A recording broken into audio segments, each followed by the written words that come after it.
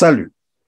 Au menu de cette édition, le Congo-Brazzaville, qui est désormais considéré comme un État voyou depuis les révélations faites par le Consortium international des journalistes d'investigation, ICIG, sous le nom de code Pandora Papers.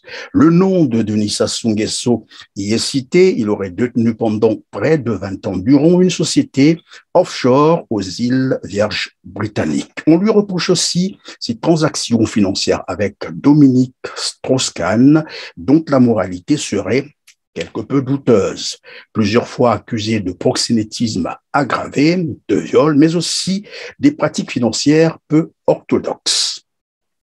Nous aborderons également l'interpellation, sinon la mise en examen, du conseiller spécial aux financements extérieurs de Denis Sassou Nguesso, M. Lucien Ebata, qui aujourd'hui est interdit de sortie du territoire français. Passeport confisqué, il est accusé de blanchiment des capitaux et de corruption active. Une actualité très fournie et mouvementée qui sera au cœur de notre entretien aujourd'hui avec Monsieur Clément Mirassa, président de la Fédération de l'opposition congolaise. Je suis Christian Perrin, mesdames, mesdemoiselles et messieurs, merci d'avoir choisi Keller TV, et vous avez eu raison d'ailleurs. Bienvenue dans votre émission Droit de savoir. Bonjour, Monsieur Clément Mirassa. Bonjour, Monsieur Christian Perrin. En tout cas, très heureux de vous recevoir encore sur notre plateau. Alors, vous avez aussi suivi, je pense, comme tous les Congolais, tous les Africains, tout le monde d'ailleurs, les révélations faites par les Pandora Papers, notamment le consortium international des journalistes d'investigation qui ont publié un rapport repris dans une émission de France 2, Cache Investigation.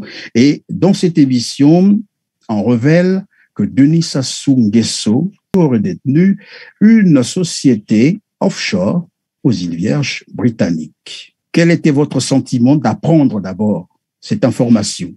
Merci bien, Monsieur Christian Perrin, pour l'occasion que vous m'offrez. Je dois d'abord rassurer vos téléspectateurs parce que j'ai lu ce matin, avant qu'on ne se rencontre sur les réseaux sociaux, que M. Clément Mirassa a été vacciné, qu'il était atteint de la COVID-19. Et j'ai réagi en disant que c'était de la pure et simple spéculation. Je m'interrogeais pourquoi. Ensuite, s'agissant de ce que vous évoquez, je dois vous dire que je suis pétri d'admiration pour le consortium international des journalistes d'investigation qui, depuis plusieurs années, mènent un travail, prouvant ainsi que la presse, c'est véritablement le quatrième pouvoir. Et je crois que la dernière publication a secoué toute la planète. Mais en fait, je n'en suis pas surpris. Parce qu'en ce qui nous concerne, je peux vous rappeler qu'il y a eu les Paradise Papers, il y a eu les Panama Papers, sur lesquels nous sommes revenus à plusieurs reprises, parce que dans les Panama Papers, il avait été révélé que les Panama Papers avaient publié une liste de 6 Congolais qui détenaient à eux 6 pratiquement près de 5 500 milliards de francs CFA au moment où le Congo tombait dans cette grave crise. Et chaque fois que nous en avons parlé, que nous avons souhaité qu'il y ait des enquêtes qui soient menées, qu'il y ait des informations judiciaires qui soient ouvertes, on n'a jamais été entendu.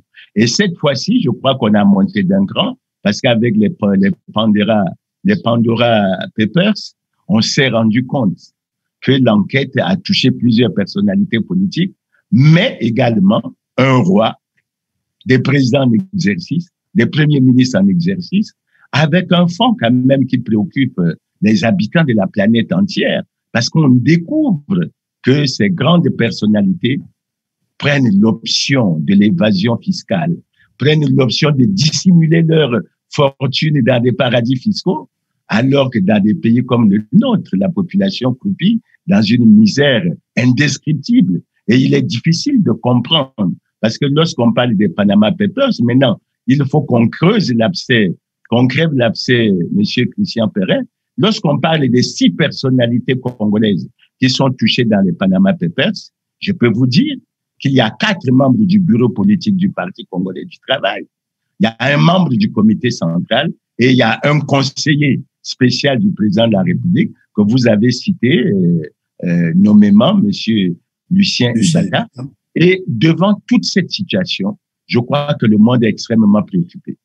Nous sommes d'autant plus préoccupés au Congo que vous savez bien, le projet de société que l'on venait, semble-t-il, d'effectuer ou de suivre, c'est la marche vers le développement. Ensemble, maintenant, c'est le projet de société. Ensemble, poursuivons la marche. Mais la marche vers quoi?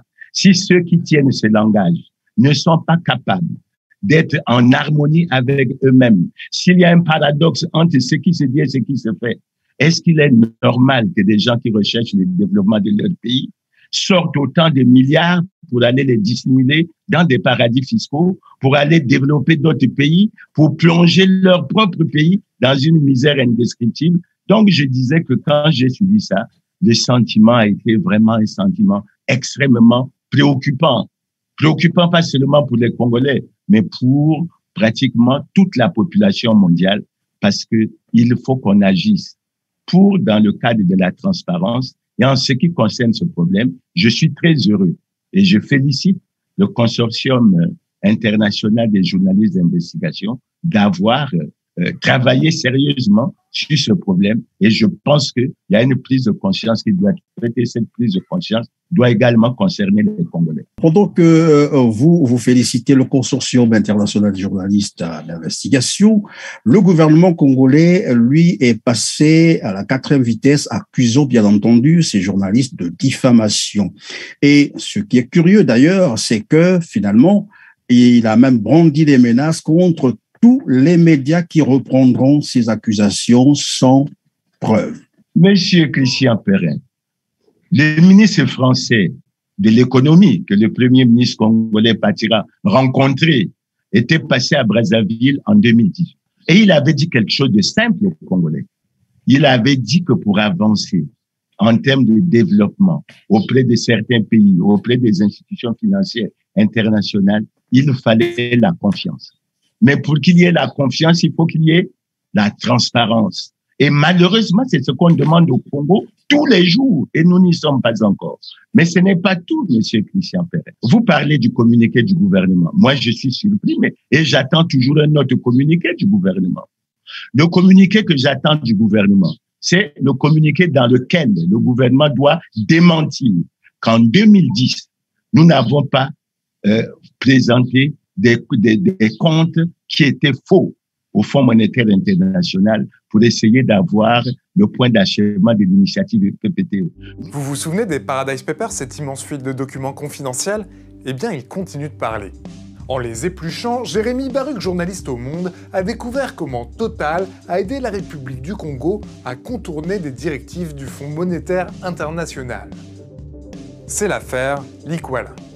Nous devons faire un communiqué pour dire que même à cette époque, nous n'avons pas caché la dette. Même si en 2017, on s'est rendu compte que nous avions caché la dette. Parce que l'image de notre pays a été terriblement ternie. Il ne s'agit pas seulement de se préoccuper de l'image d'une personnalité. Je sais qu'il faut qu'on veille à ce que le président ait une bonne image. Mais l'image du président dépendra également de ce que le président lui-même y fera.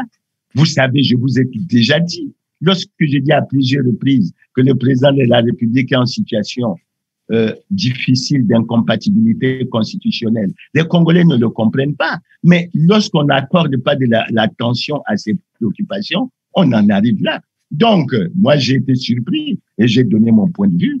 Si le gouvernement n'a pas de reproche à se faire, si les personnes citées à quelque niveau que ce soit n'ont pas de reproche à se faire, il faut qu'elles portent plainte. Pas qu'on menace les journalistes qui font le relais, mais il faut porter plainte contre France 2, il faut porter plainte contre Le Monde, il faut porter plainte contre le consortium international des journaux d'investigation. Et pourquoi je souhaite que cette action soit orientée comme ça? Parce que le consortium a travaillé depuis des années.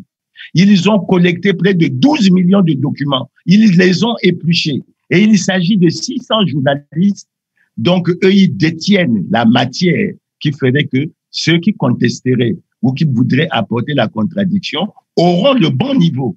pour qu'ils aient l'information, et le débat contradictoire nous fera avancer. Mais vouloir faire ce que l'on fait, c'est même dommage parce que c'est anticonstitutionnel. La liberté d'expression est garantie dans notre pays, selon notre constitution. Et ensuite, lorsqu'on essaye, et j'espère qu'on va en discuter avec vous, lorsqu'on essaie de se réjouir pour dire qu'on va reprendre les négociations avec le Fonds monétaire, mais il faut que les Congolais, que le gouvernement congolais sache que le problème de fond au niveau du Fonds monétaire, c'est la transparence et c'est la bonne gouvernance. Et si on n'y est pas, on aura énormément de problèmes. Pour mieux contester, évidemment, pour démontrer que finalement, ce sont des informations fausses ou comme qui dirait, une diffamation. Thierry Mongala, qui est le porte-parole du gouvernement congolais, aurait fait mieux de s'adresser à France 2 ou de faire son démenti sur France 2, parce que c'est cela aussi le respect de la loi, et la loi sur l'information le garantit, au lieu d'aller réagir sur Télé Congo. Alors, vous parliez déjà des Panama Papers, et vous avez dit 6 dignitaires qui détiennent à eux seuls, parce que c'est ça l'information, qui n'avait jamais été démentie en plus, ils détiendraient près de 5 000 milliards, vous l'avez rappelé. Les personnalités, on peut les citer, de toute façon, c'est des personnalités politiques, hein, c'est des personnalités publiques. Il s'agit donc de Denis Christel Sassou Nguesso, Rodolphe Adada, Bruno Richard Itoa, Gilbert Ondongo, Jean-Jacques Bouya et Lucien Bata. Ce qui est curieux, 6 ans après, ces personnes sont toujours au gouvernement. Aucune information judiciaire n'a été ouverte à l'encontre de ces personnes. Aucune interpellation. Comment interprétez-vous ce mutisme des institutions congolaises? Quand je dis institutions, le Sénat, l'Assemblée, mais aussi la justice congolaise. Nous avons toujours été extrêmement préoccupés, et je crois que vous avez suivi la réaction que j'ai eue, que j'aurai toujours lorsqu'on parle de la situation de Jean-Marie Michel Moukoko. J'essaie toujours d'y revenir. Parce que le constat qui est fait au Congo, c'est un acharnement sur les opposants. Et vous voyez comment ils sont généralement traités. Mais par contre, un comportement extrêmement curieux, un mutisme, un silence que je qualifie, moi, de dangereux devant des dérives. Parce que, Monsieur Christian Pellet, je peux vous dire, dans son discours d'investiture en août 2009, le président Sassou avait déclaré que le Congo n'était pas exempt de corruption, de détournement de fonds, de fraude, de concussion, de népotisme. Et lui-même, il a précisé.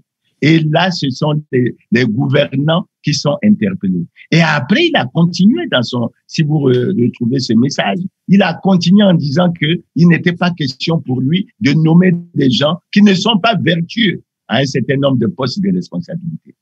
Monsieur Christian Pellet, je suis très triste pour la question que vous me posez. Vous savez qu'aujourd'hui, le Congo ploie dans une crise véritablement indescriptible. Regardez la situation des retraités. 3 ans d'arriérés de pension. Regardez les étudiants. 3 ans d'arriérés de bourse. Regardez, vous l'avez évoqué l'autre fois, il y a des structures où les travailleurs ont 50 mois, c'est-à-dire plus de 4 ans d'arriérés de salaire. Les services sociaux ne fonctionnent pas. Et dans le même temps, vous avez les Panama Papers qui vous donnent un certain nombre d'informations importantes sur lesquelles nous avons quelque peu travaillé. Parce que le moins riche, en prenant le dollar, c'était autour de 600 francs, le dollar à 600 francs CFA, le moins riche a pratiquement 20 milliards. Mais le plus riche des 6, pour les comptes qui ont été énumérés, le plus riche a un peu plus de 2000 milliards de francs CFA. Somme largement supérieure au budget annoncé du Congo pour l'année 2021. Largement supérieur au budget rectifié de l'année 2021, je parlais de l'année 2022, largement supérieur au niveau du budget de l'année 2021, qui n'était en réalité que de 1671 milliards en termes de recettes. Comment peut-on rester silencieux? Et monsieur Perrin, vous posez un problème de fond. Parce qu'après coup, qu'est-ce qui se passe? Les gouvernements vous disent qu'ils vont aller au Fonds monétaire, qu'ils vont aller auprès de la Banque mondiale. Et vous avez suivi l'enthousiasme du Premier ministre lorsqu'il a fait son voyage en France en revenant en disant qu'il aurait l'appui. Est-ce que vous trouvez sérieux, Monsieur Christian Perrin, lorsque vous prenez les interventions du Fonds monétaire international, lorsque vous prenez les interventions prévues si nous avions respecté notre accord, vous prenez les interventions de la Banque mondiale qui était estimée à 171 milliards sur 3 ans, la BAD à 272 milliards sur 3 ans, la France à 89 milliards sur 3 ans. Ça vous amène sur 3 ans pour tout cet ensemble à 780 milliards, soit 260 milliards l'année. Il est difficile au gouvernement congolais de travailler pour que les Congolais qui ont 5 500 milliards dans les paradis fiscaux les ramènent. Il est difficile que la justice s'auto-saisisse de ce dossier pour dire qu'il y a des Congolais enrichissement, je le dirais, illicite. Parce que, expliquez-moi, comment un Congolais peut avoir, un Congolais de moins de 60 ans, peut avoir 2000 milliards de francs CFA. Il a fait comment? Son père n'était pas industriel. Il a été agriculteur, pêcheur ou quoi. Et on sait comment nous tous, nous avons évolué dans cette ville. Mais s'il était si sûr que ça, d'avoir gagné loyalement son argent, pourquoi il irait le cacher si loin là-bas, aux îles Vierges britanniques, aux îles Caïmans, aux Bermudes? Pourquoi? Donc, nous avons un problème réel.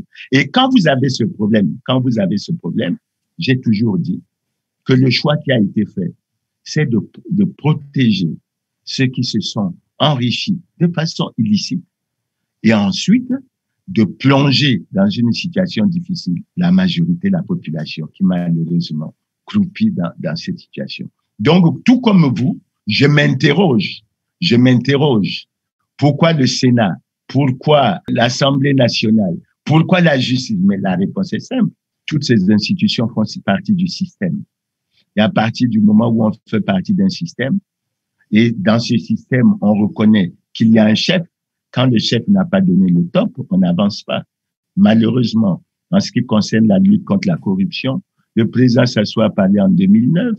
Il a parlé en 2016 de rupture. En 2017, il a constaté que la rupture était devenue la risée des Congolais. Et après, en 2018, il a dit qu'on ne laissera même pas les ministres frétins.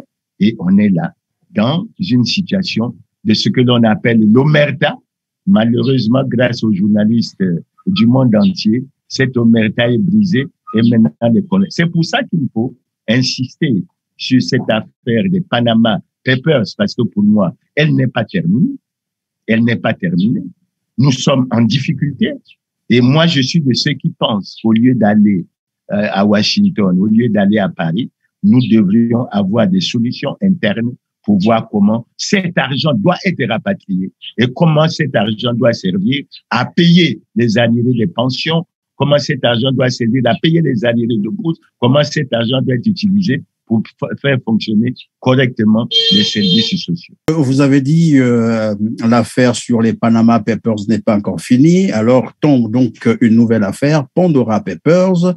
Ça aussi, ce n'est pas encore fini parce que RFI venait d'annoncer que finalement, les Pandora Papers ne sont qu'à leur début et que certaines d'autres révélations seront faites d'ici là. Et sur la ligne de mire, on parle de la fortune de Denis Sassou Nguesso qui sera bientôt publiée. Alors, quelle interprétation faites-vous de cette annonce? Est-ce que c'est pour dire que tout ce qu'on a vu jusqu'à aujourd'hui n'est que la partie émergée de l'iceberg? Bon, les Congolais se posent beaucoup de questions.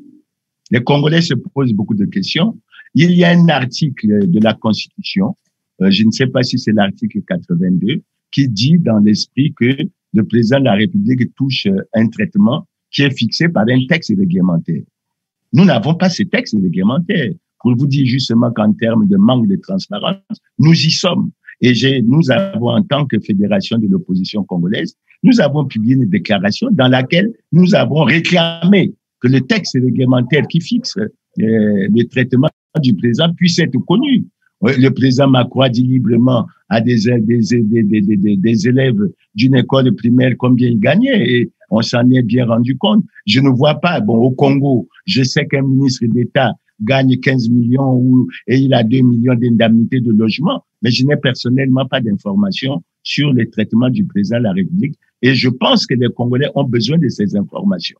Maintenant, sur la fortune, Vous savez bien qu'au Congo, depuis de nombreuses années, on a toujours parlé de l'enrichissement illicite, mais pas pour cibler de façon particulière le président Sassou, mais je vois ce qui se passe dans le monde autour de nous. Qu'est-ce qui se passe, M. Christian Perrin? Vous avez suivi en Corée du Sud. La présidente a été inculpée pour corruption. Elle a été condamnée, je crois, à plus de 20 ans d'emprisonnement. Nous suivons ce qui se passe au niveau de l'Afrique du Sud, où l'ancien président Jacob Zuma est dans des situations de procédure pour la corruption, etc., etc. Ensuite, nous suivons également ce qui se passe en Mauritanie avec l'ancien président Mohamed Abdelaziz, etc. Nous savons également que là aussi, il y a des affaires de... Donc, aujourd'hui, et nous avons le cas le plus frappant, dans la France, ce pays qui nous a colonisés. Mais vous avez suivi que le président Sarkozy n'a pas fini d'en découdre avec les procès pour corruption. Donc, les Congolais et les habitants de la planète sont préoccupés pour se dire pourquoi, à ce niveau, les responsables de nos pays peuvent être plongés dans des situations aussi préoccupantes. Et on suit. Maintenant, en ce qui nous concerne au Congo, j'espère qu'on va en reparler. Nous avons un article 55 de la Constitution du 25 octobre 2015. Mais puisque vous abordez déjà la question, au fait, pourquoi on n'applique pas cette disposition? Que se passe-t-il? Où est-ce que ça freine? Mais parce que j'ai écrit une fois un article où j'avais fait apparaître une illustration faite par le ministre Nchaï Bia lorsqu'il était ministre de la fonction publique. Mais il avait décrit clairement qu'il avait amené ce dossier à plusieurs reprises au Conseil des ministres, mais ça ne semblait pas être la préoccupation. Ça ne semblait pas être la préoccupation. Et lorsqu'on essaie de reconstituer l'histoire sur cette affaire, d'abord, il faut dire que dans la Constitution de 92, cet aspect apparaissait de façon claire. Maintenant, lorsqu'on revient après la guerre de 97, nous avions une transition qui devait durer 3 ans, mais qui en a duré finalement 5. Et au bout de cette transition, nous avons voté une constitution. Mais curieusement, on a voté une constitution. On a bien dit que tout citoyen élu ou nommé à une haute fonction publique devait déclarer son patrimoine. Et écoutez bien, Monsieur Christian Perrin, curieusement, on n'a jamais pris le texte d'application. C'est une mauvaise volonté. On ne veut pas déclarer parce qu'on s'est enrichi de façon illicite. On ne peut pas expliquer cet enrichissement. Je parlerai même de ce que le président Gbagbo dit souvent en disant que la politique ne vous permet pas de vous enrichir. Si vous faites la politique et que vous devenez riche, enfin, je ne veux pas utiliser le qualificatif. Je peux vous aider. Il dit que ce sont des voleurs, en fait. Quand un politicien devient, je ne veux pas utiliser. C'est que c'est un voleur. Donc, il y a certainement des voies détournées. Et quand vous prenez la suite, nous avons, suite à la volonté, dit-on, d'une partie des Congolais dont je ne faisais pas partie, nous avons voulu enterrer la Constitution de 2002. Mais figurez-vous que en près de 14 ans, avec la Constitution de 2002, on n'a jamais pris le texte d'application de cette loi. Et même maintenant, quand on a essayé de le prendre, j'en ai souri parce que le Premier ministre Colin Makosso, lorsqu'il a proposé son programme d'action gouvernementale, il a bien dit qu'il avait pris ses fonctions le 18 mai et que dans les 3 mois qui suivraient, il ferait sa déclaration. Mais j'ai été surpris lorsqu'il a fait une conférence de presse après le séminaire.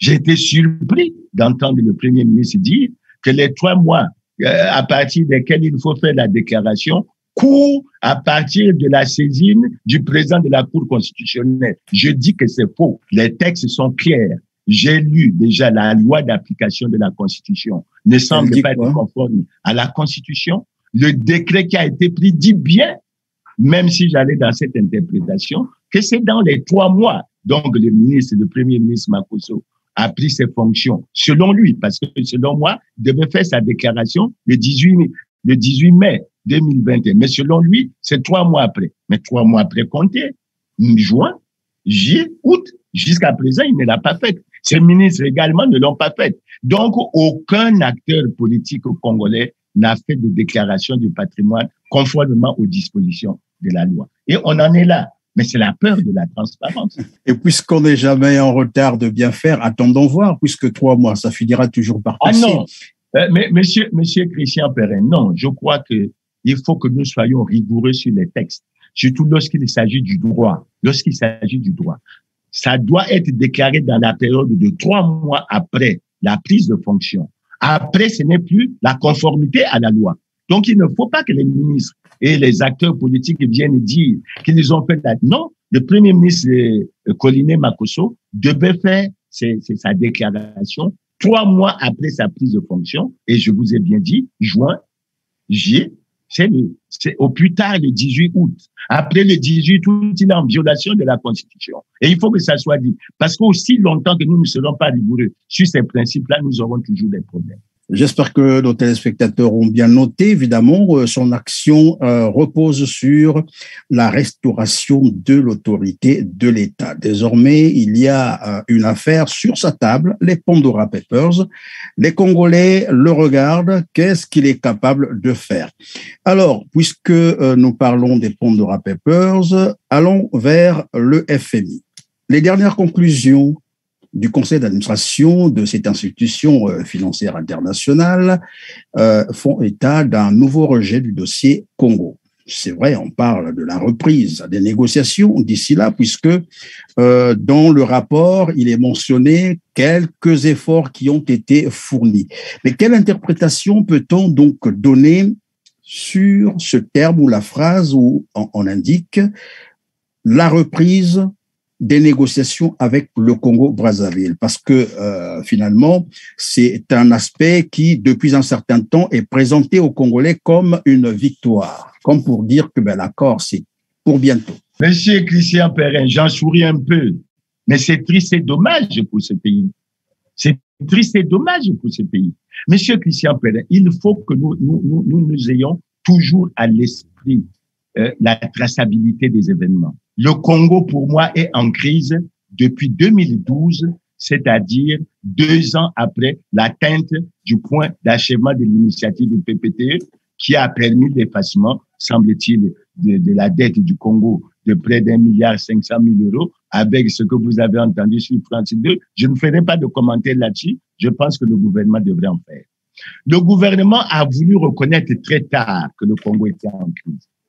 Et dans un premier temps, il faut le dire, monsieur Christian Perrin, le gouvernement a pensé qu'il était possible de procéder à un ajustement interne. Il n'en a pas été capable. Parce que l'ajustement interne signifiait quoi? Mais une certaine remise en cause. Faire rapatrier l'argent qui se trouve dans les comptes offshore, prendre un certain nombre de décisions pour lutter efficacement contre la corruption, contre les détournements de fonds, contre un certain nombre de choses. Je crois que nous avons les moyens d'aller vers une vision, une visibilité endogène pour que nous progressions. Maintenant, devant cette impossibilité, qu'est-ce qui s'est ouvert? Qu'est-ce qui s'est ouvert au Congo? Il s'est ouvert au Congo qu'en 2016, il y a eu un sommet des chefs d'État de la CEMAC. Et au cours de ce sommet, une décision collective a été prise pour que chaque pays, en ce qui le concerne, approche le Fonds monétaire pour signer un programme et amorcer un certain nombre de réformes structurelles pour que la sous-région puisse avancer et résoudre un certain nombre de problèmes de fond que la sous-région connaissait. Mais la réalité aujourd'hui, c'est laquelle, monsieur Perrin? Parce qu'il faut qu'on nous dise la réalité. La réalité aujourd'hui, c'est qu'en dehors du Congo et de la Guinée équatoriale, les 4 autres pays ont déjà terminé ce que l'on appelle leur programme de première génération, à savoir le Cameroun, le Gabon, le Tchad, la RCA. Et ils sont en train, ils ont amorcé depuis cette année, ils ont déjà signé avec le Fonds monétaire ce qu'ils appellent les programmes de deuxième génération, et le sommet des chefs d'État de la CEMAC du 18 août 2021 a recommandé aux différents. Quelle est la situation du Congo? Le Congo a négocié difficilement. Et vous savez pourquoi je dis difficilement? Parce que dans un premier temps, il a eu à cacher sa dette. Et ça a posé un certain nombre de problèmes.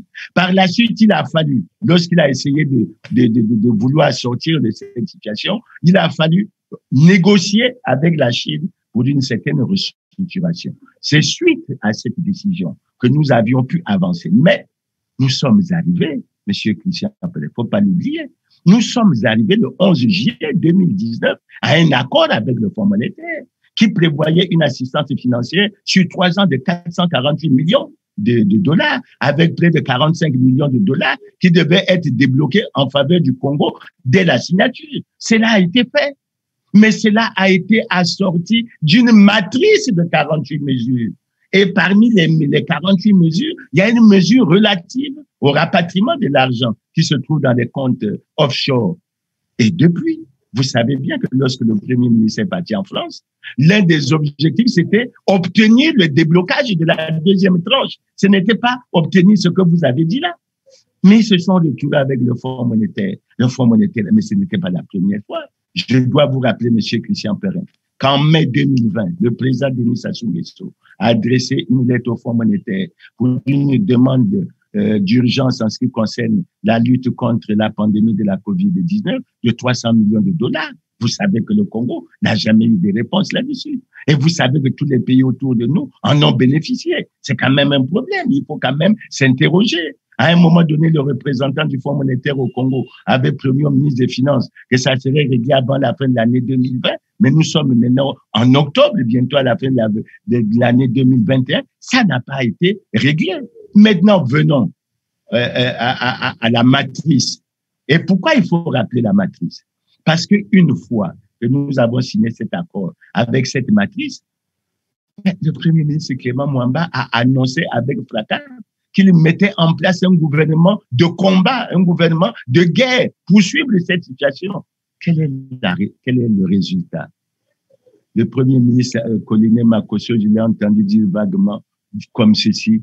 Nous avons exécuté 80% de ce qui était retenu. Mais ce qu'on demandait, ce n'était pas d'exécuter 80%. Les mesures prévues dans la matrice devaient être examinées, devaient être exécutées entre le mois de mai 2019 et le mois de mars 2020. Nous sommes à quelle période, monsieur? Donc, quand vous me dites, j'ai lu le commentaire notamment du ministre Thierry Mongala qui se réjouit de ce que on a atteint. Est-ce qu'on peut se réjouir? Monsieur Christian Perrin, le Congo est membre de la CEMAC. Et dans la CEMAC, il y a des critères de surveillance multilatérale. Et notre dette, notre ratio, dette sur le PIB, doit être inférieur ou égal à 70%. D'où vient que nous l'avons dépassé. Et quand même, on est d'accord qu'il y a des efforts qui ont été faits, il y a 84%. Donc, de 14 points encore au-dessus de la norme de la CEMAC. Et nous sommes membres de la CEMAC. Bon, il se réjouit de la restructuration de la dette. Mais cette dette, faut bien qu'on l'explique. Parce qu'au moment où nous avons dégagé des excédents budgétaires, on a des dettes avec des traders, etc. Les négociations avec les traders ne semblent pas avancer. Un certain nombre de choses comme ça. Et on dit la reprise. Mais l'expérience a prouvé que c'est pas la reprise. Et donc, comment interpréter la reprise des négociations? Est-ce qu'il s'agit là de tout reprendre à zéro ou bien partir sur la base de là où ils se sont arrêtés? L'interprétation que je me fais là suivante. Lorsqu'on parle de cette reprise, on fait le constat de ce qu'on a échoué dans l'exécution et l'application du programme qui a été signé le 11 juillet 2019. On va partir sur une nouvelle base, c'est-à-dire qu'on va négocier un nouveau programme. Je tiens à rappeler, Monsieur Christian Perrin, que nous avons eu près de 2 ans de négociations difficiles pour arriver à l'accord du 11 juillet 2019. Lorsqu'on parle de reprise, qu'est-ce que ça veut dire? Et je tiens à vous signaler, Monsieur Christian Perrin, il y a quand même quelque chose qui se passe au Fonds monétaire. Aujourd'hui, je peux vous donner la nouvelle. La directrice générale a été reconduite au bout de plusieurs tractations parce qu'il y avait 2 camps qui s'affrontaient pratiquement. D'un côté, les États-Unis et le Japon. De l'autre, l'Europe et puis l'Afrique qui soutenaient la directrice générale actuelle. Mais elle était menacée. Pourquoi? Parce qu'on l'a accusée. On voulait l'accuser d'avoir tripatouillé les chiffres Doing Business lorsqu'elle était directrice générale à la Banque mondiale en faveur de la Chine. Et j'évoque ça pourquoi? Mais parce que lorsqu'on a suivi l'émission d'Élise Lucet, on a bien dit de façon claire que nous n'avons atteint le point d'achèvement de l'initiative PPTE que parce que nous avons falsifié nos comptes. Donc, il faut que nous soyons avertis qu'avec la nouvelle directrice, dans le contexte qui se présente, il faut que nous abandonnons ce genre de pratique.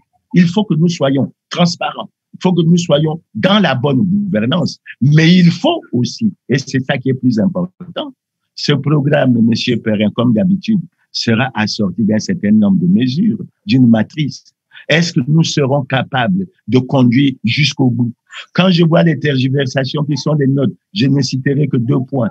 Le rapatriement de l'argent qui est dans les comptes offshore. Nous l'avons réussi? Je dis non.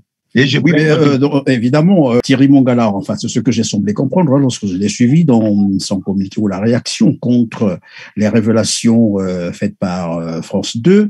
Alors, il dit en substance que le gouvernement congolais attend fiévreusement cet accord avec le FMI. Cet accord lui permettra de régler, et c'est ce qu'il a utilisé comme terme, ce sont ces mots à lui, de régler les arriérés sociaux qui sont au cœur de la déprime au Congo, au Brazzaville.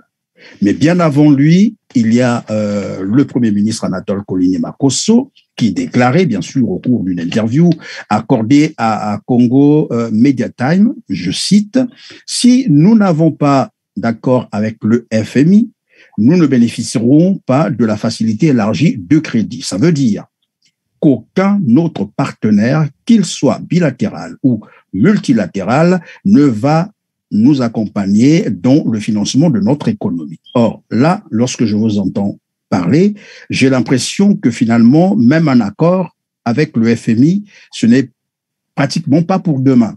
Monsieur Christian Perrin, ce que monsieur Thierry Mongala ne dit pas, et là où je ne suis pas en harmonie avec le gouvernement, c'est que en n'ayant pas appliqué la matrice des 48 mesures, ils n'ont pas pu obtenir ce qu'ils veulent obtenir maintenant depuis 2019, alors qu'ils auraient pu déjà l'obtenir. Mais M. Thierry Mongala devrait expliquer aux Congolais pourquoi ils se sont retrouvés dans l'incapacité d'appliquer ces mesures. Et il doit surtout donner la garantie aux Congolais que le gouvernement est capable d'exécuter les nouvelles mesures qui seront prises. Parce qu'avec le Fonds monétaire, on ne va pas, vous n'allez pas venir comme ça, tiroir caisse, on vous débloque l'argent, vous allez les dépenser sans les justifier. Encore que, on sait qu'en ce qui concerne notre situation budgétaire, nous avons beaucoup de choses, de reproches à nous faire. Et ça, il ne faut pas s'en cacher. Moi, ce que je trouve dommage, M. Christian Perrin, ce que je trouve dommage, il faut qu'à un moment donné, les gouvernants et les membres du gouvernement aient l'humilité de s'arrêter et de chercher à se remettre en cause et de se dire, ce peuple-là souffre à cause de nous. Nous souffrons à cause de ce gouvernement. Les excédents budgétaires, ils sont où? Les excédents budgétaires, monsieur Christian Perrin, ils sont où? Le président de la République avait pris l'engagement le 12 août 2006.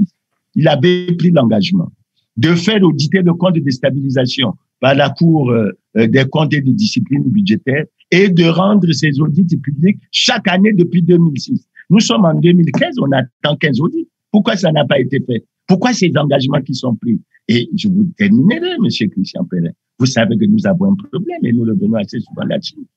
Je souhaite que, au vu de la souffrance des Congolais, que le gouvernement s'engage fermement. Parce que je suis de ceux qui pensent que ce gouvernement viole dans l'impunité les lois et règlements de la République. Vous avez parlé de la déclaration du patrimoine. C'est une disposition de la Constitution. Est-ce qu'elle est respectée? Non. Mais il y a bien d'autres dispositions comme ça qui ne sont pas respectées. Je vous ai dit que nous réclamons la publication du texte réglementaire qui fixe le traitement du président. Il faut que nous ayons tout ça. Mais tout ça, c'est quoi? C'est la violation des lois et règlements. Et il faut que le gouvernement rassure les Congolais que non seulement il doit respecter, parce que aujourd'hui, vis-à-vis des institutions internationales, vis-à-vis du monde extérieur, il faut reconnaître que l'image du Congo est véritablement ternie. Ce n'est pas la peine de se cacher, d'avoir une certaine arrogance et tout ça. Il faut avoir l'humilité de le reconnaître et de dire, nous voulons changer et nous voulons aller de l'avant. Puisque nous parlons du FMI, nous savons que il y a une information, j'espère que vous êtes bien informés, et de toute façon je vous l'ai rappelé d'entrée de jeu, Lucien Ebata, qui est le conseiller spécial aux financements extérieurs, mais aussi le président de la délégation congolaise pour les négociations avec le FMI, aujourd'hui est mis en examen. Alors, on parle de la relance, dans la reprise des négociations avec le FMI. Est-ce que dans ce contexte, le Congo a-t-il encore une chance, mais vraiment, d'arracher un accord avec le FMI? Monsieur Christian Perrin, que voulons-nous? Je crois que si j'entends les propos que vous mettez sur la tête ou qui ont été dits par Thierry Mongala, ce que nous voulons, c'est que le pays avance. Je n'aime pas parler nommément des compatriotes, mais vous avez cité un nom. Ce que je sais de lui, je ne le connais pas personnellement, je ne crois pas l'avoir déjà rencontré, Monsieur Lucien Bata. Mais j'insiste sur un fait. Lorsque j'ai lu le texte que l'ambassade du Congo a envoyé au ministère français des Affaires étrangères, j'en étais très malheureux. J'étais très malheureux de découvrir que dans ce texte, l'ambassadeur relève qu'il est PDG de Orion Oil, qu'il est conseiller spécial du président de la République et qu'il est président de la commission des négociations et qu'il détient à la fois un passeport diplomatique et puis une lettre de mission signée par le président. Je vous pose une question, Monsieur Christian Perrin. Est-ce que ces documents permettent à un Congolais de violer les lois et règlements de tous les pays qu'il va visiter? Chacun de nos pays a des lois. Et surtout quand vous êtes dans un pays comme la France, qui est réputé être le pays des droits de l'homme, il y a un certain nombre majeur. Maintenant, pour les informations qu'on a pu glaner ici et là, à travers les lectures dans les journaux ou à travers les réseaux sociaux. Mais vous dites bien que M. Lucien Bata est président de la commission de négociation avec le Fonds monétaire. Quand vous prenez les Panama Papers, M. Lucien Bata est cité. Il a 4 comptes. Si j'ai bien lu, il doit en avoir un à Monaco, un dans les îles Caïmans, un dans les Bermudes, etc. Et quand vous prenez ça, grosso modo, ça fait pratiquement 300 milliards. Mais c'est un compte offshore. Vous allez négocier avec le Fonds monétaire pour chercher de l'argent et vous avez des comptes importants offshore et le Fonds monétaire vous demande de rapatrier l'argent et de le ramener dans votre pays. Même vous qui négociez, vous ne le ramenez pas. C'est un problème. Deuxième aspect que j'ai noté, il a été, semble-t-il, en difficulté en 2012, je ne sais pas si je me trompe d'année, il possédait par devers lui 182 000 euros en liquide. Vous vous rendez compte ce que ça fait? C'est plus de 100 millions de francs CFA. Et la législation autorise quoi? Et vous pensez que on peut aller bien négocier lorsqu'on est dans les conditions d'irrespect, non seulement des lois et règlements de votre propre pays, mais ensuite des lois et règlements des autres pays. Ensuite, monsieur Christian Perrin, vous dites qu'il est mis en examen pour blanchiment des capitaux, pour manquement à l'obligation de déclaration des capitaux, pour corruption active, d'après ce que j'ai lu. Est-ce que vous pensez honnêtement que M. Lucien Bata mérite d'être encore dans l'équipe qui doit aller négocier avec le Fonds monétaire? Ma réponse en ce qui me concerne est non. Que ce soit au Parti congolais du travail, que ce soit à la majorité présidentielle, que ce soit autour du président de la République, moi je suis convaincu qu'il y a des Congolais qui sont intègres, qui ne sont pas baignés dans ce genre de scandale et qui peuvent bien diriger ou présider la commission de négociation avec le Fonds monétaire, parce que si le profil de M. Lucien Bata c'est celui-là, et si on tient absolument à le conserver, encore que je suis surpris, parce que le Congo aurait dû déjà prendre des mesures conservatoires pour laisser M. Lucien Bata régler ses problèmes avec la justice, et lorsqu'il aura fini, en tirer les conséquences. Donc moi, je suis inquiet, et je pense que si le Fonds monétaire, parce que ce que M. Thierry Mongala ne dit pas, et qui apparaît clairement dans le communiqué du Fonds monétaire, le Fonds monétaire demande au Congo de faire beaucoup d'efforts en ce qui concerne la gouvernance et la transparence. Ça fait combien de temps qu'on en parle? Et il faut qu'on en progresse. Il faut que dans les négociations avec les traders, qu'on avance. Sinon, le soutien que le Premier ministre Alphonse Collinet Makosso a semblé avoir de la France, mais il faut qu'il interroge la France après ce qui s'est passé pour les Pandora Papers, après ce qui s'est passé pour le président de la commission de négociation, je crois que notre image est tellement ternie et nous devons fondamentalement nous remettre en cause pour relancer. Bonne gouvernance va de pair avec, bien entendu, le règlement de la crise politique, l'apaisement de la crise politique également. Alors, jusqu'aujourd'hui, apparemment, au niveau du Congo-Brazzaville, on ne parle plus de la crise politique. Que s'est-il passé et quelles sont les voies que vous êtes en train d'entreprendre, bien entendu, pour tenter d'apaiser la crise politique? Nos messages à l'endroit du gouvernement sont clairs. Premier message, mes frères, vous n'avez pas été capable de résoudre la crise, mais c'est pas la peine de garder les mêmes au gouvernement. Ils ont montré leurs limites. Il faut, comme je l'ai dit tout à l'heure, au Parti congolais du travail, dans les partis de la majorité présidentielle, etc., il y a des cadres qui peuvent jouer ce rôle. Maintenant, l'autre chose que nous avons dit, et ce message, nous l'adressons souvent au président de la République. Nous disons, c'est simple, le pays est bloqué. Vous n'arrivez plus à avancer. Vous dites, ensemble, poursuivons la marche. Mais c'est pas en allant déposer l'argent dans les comptes offshore que nos compatriotes vont aider à faire la marche vers le développement. Au contraire, nous faisons la marche vers le sous-développement. Il faut que nous ayons la force pour que nous trouvons la solution à cet argent, ces sommes importantes. Et quand j'entends les déclarations de certains hommes politiques, il y en a dans les paradis fiscaux, il y en a en Chine, il y en a un peu partout. J'ai lu sur les réseaux sociaux qu'on a bloqué 18 comptes des dignitaires du pouvoir. Donc, il y a c'est à foison. Donc, on peut faire... sans compter les 14 000 milliards. S'agissant de la crise politique, M. Christian Perrin, mais il y a un événement qui s'est ajouté. Et moi, je tiens à le dire. L'événement qui s'est ajouté, c'est qu'après ce qui s'est passé au Mali, après ce qui s'est passé en Guinée, on s'est rendu compte de quoi? Mais que les troisièmes mandats sont anticonstitutionnels et antidémocratiques.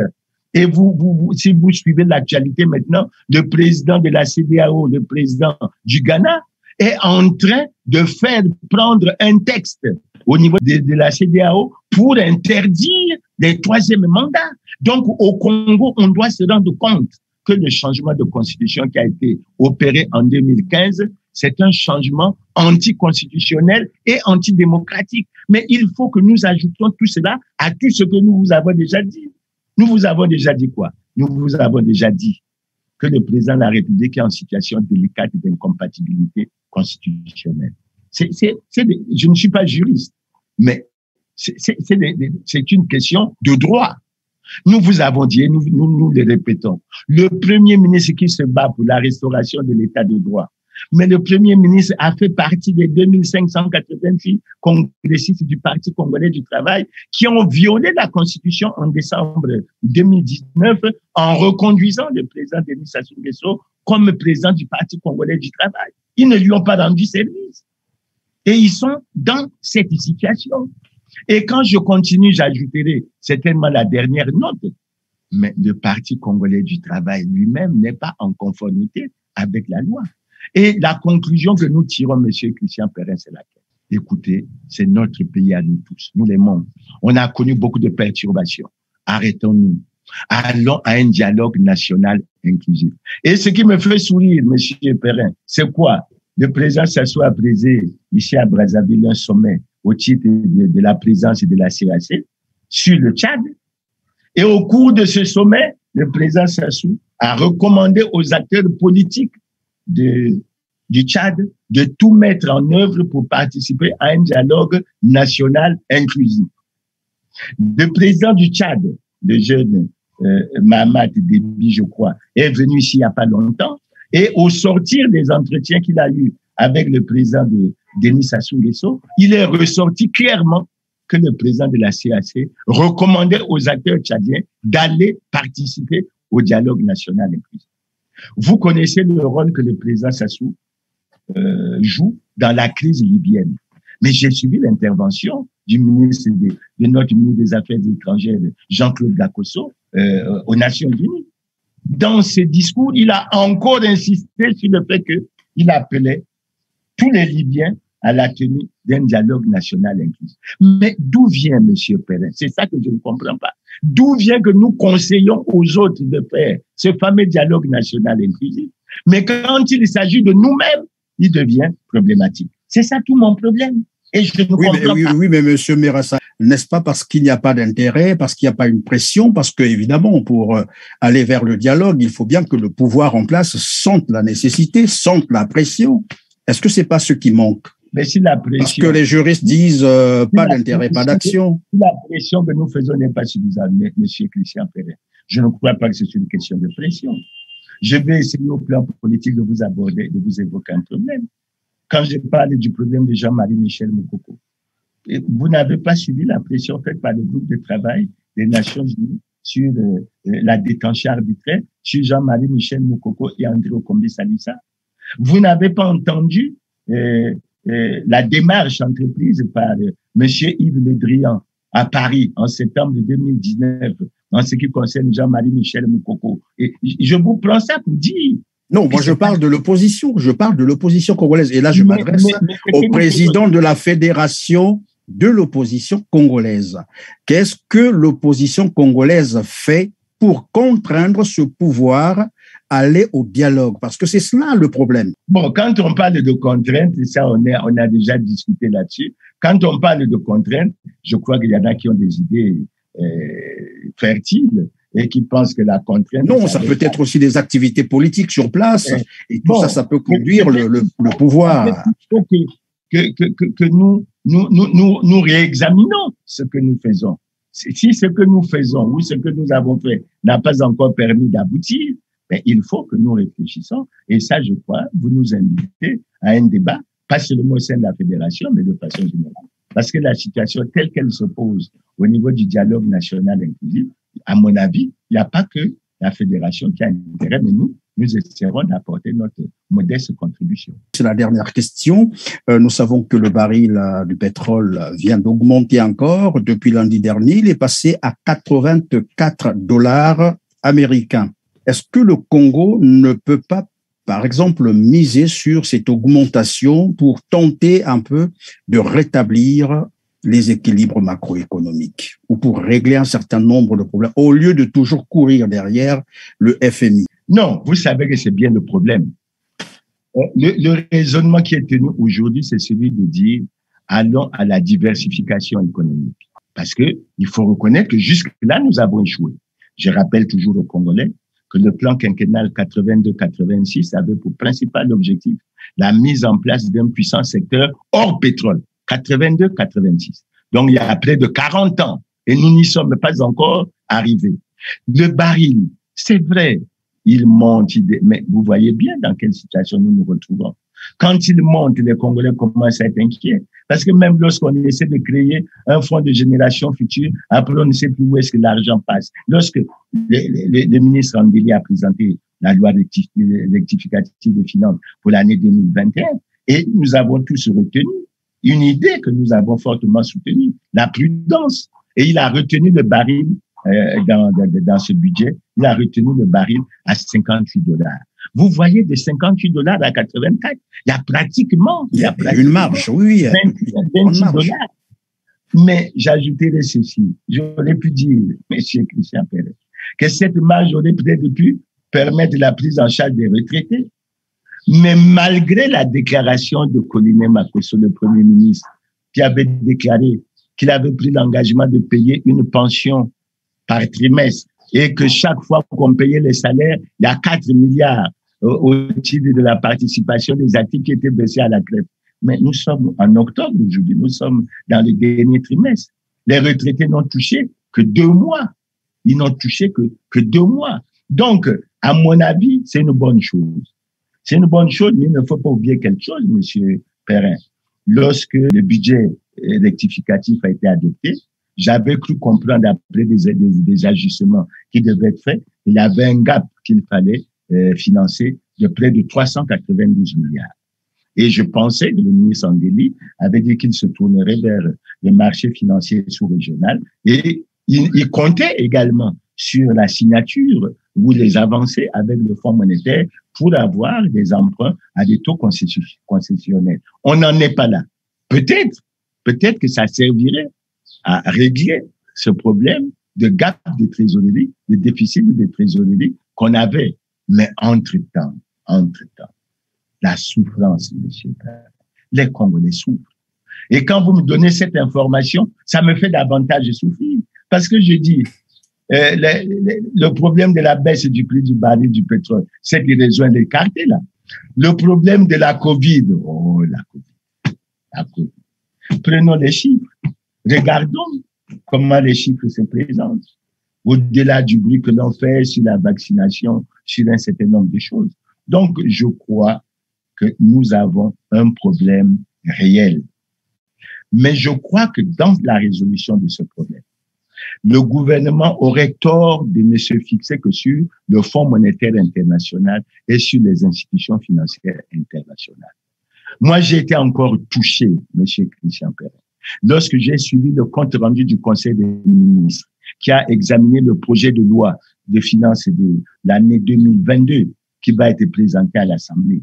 J'ai été surpris que les notions comme rapatriement de l'argent que les Congolais détiendraient à l'extérieur pour qu'ils reviennent au pays, ça ne figure pas. Pour que les aspects de lutte contre la corruption en termes de capter un certain nombre de richesses, parce que je considère la corruption comme un véritable niveau. Tout ça, ça n'apparaît pas.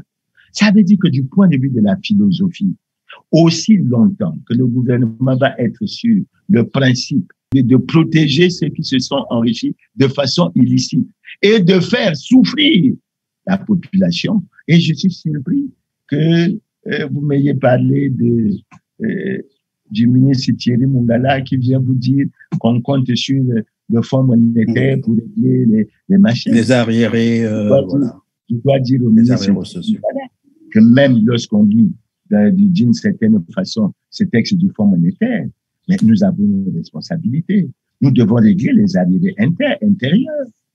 Nous devons aborder le problème de la dette avec les opérateurs économiques. Nous devons aborder le problème de la dette sociale. Mais si d'aventure, le travail qu'on pouvait faire sur la corruption pouvait nous permettre d'engranger est-ce que c'était une mauvaise chose? Alors, ça me surprend. Les scandales, ils sont là. Ils sont nombreux. Les responsables de ces scandales se promènent comme ils veulent à travers la ville.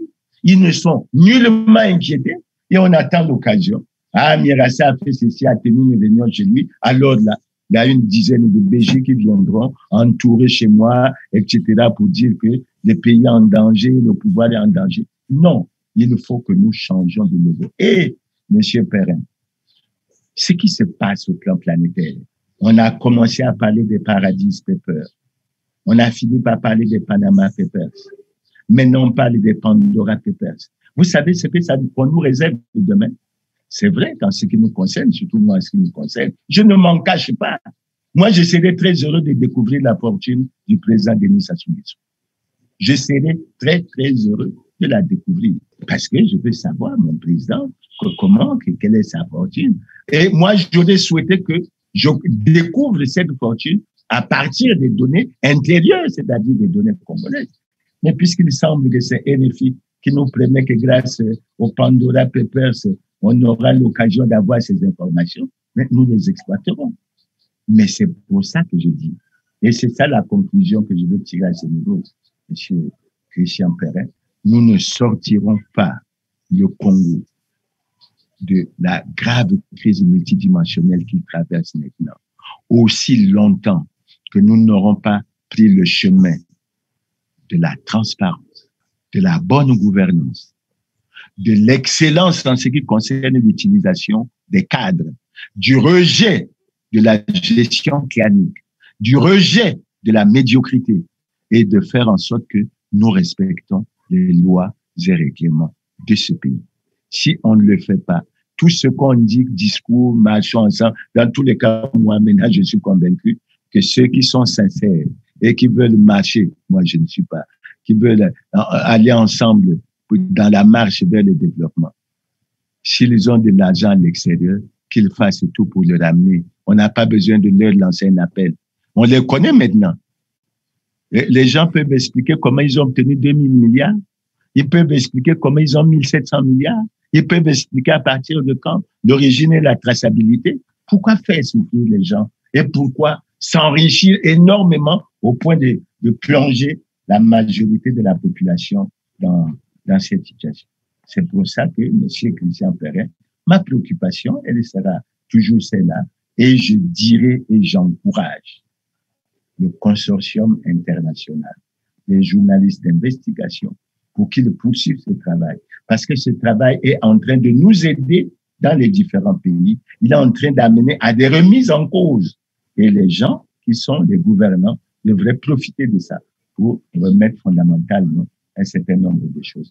En tout cas, merci beaucoup, Monsieur Clément Nyirassa, d'avoir répondu à nos questions. Désormais, les Congolais savent où est passé leur argent. Il est détenu par certains dignitaires du régime de Denis Sassou Nguesso, de l'argent planqué dans les paradis fiscaux. C'est par là également que nous mettons terme à cette émission. Chers téléspectateurs, merci de nous avoir fait confiance. Comme d'habitude, je vous invite à liker, à partager nos émissions, mais aussi de vous abonner pour ne rien manquer. Moi, je vous retrouve très prochainement. Merci. Merci.